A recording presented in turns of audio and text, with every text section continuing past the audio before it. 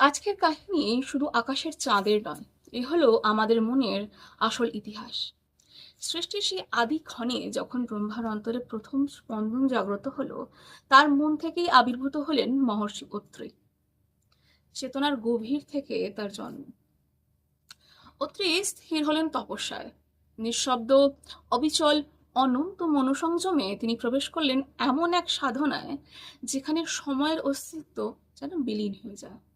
তার তপস্যা ক্রমে এমন তীব্র হয়ে উঠল, তার চক্ষু থেকে নির্গত হতে লাগলো এক অসীম তেজ।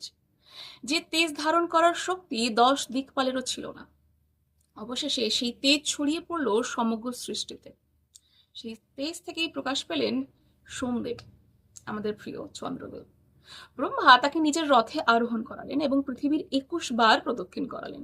এই পরিক্রমায় তার শীতল স্নিগ্ধ তেজ ঝরে পড়ল ধরিত্রীর বুকে। এই তেজ থেকেই সৃষ্টি হলো ঔষধের।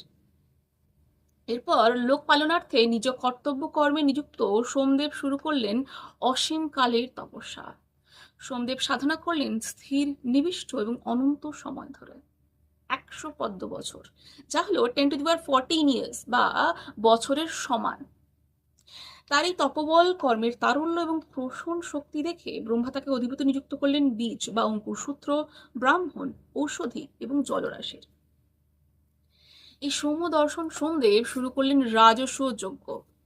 তাতে ঋত্বিক হিসেবে অংশগ্রহণ করেন ব্রহ্মঋষিরা এবং সোমদেব দক্ষিণা স্বরূপ তাদের ত্রিভুবন দান করেন।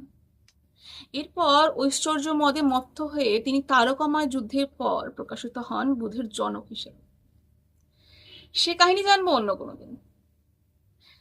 তাই বলা চলে, মন, বীজ, জল সবই তার অধীন। ব্রহ্মার বিধানে চন্দ্র চিরদিন। আজ এই পর্যন্তই। দেখা হচ্ছে আগামী অধ্যায়। নমস্কার।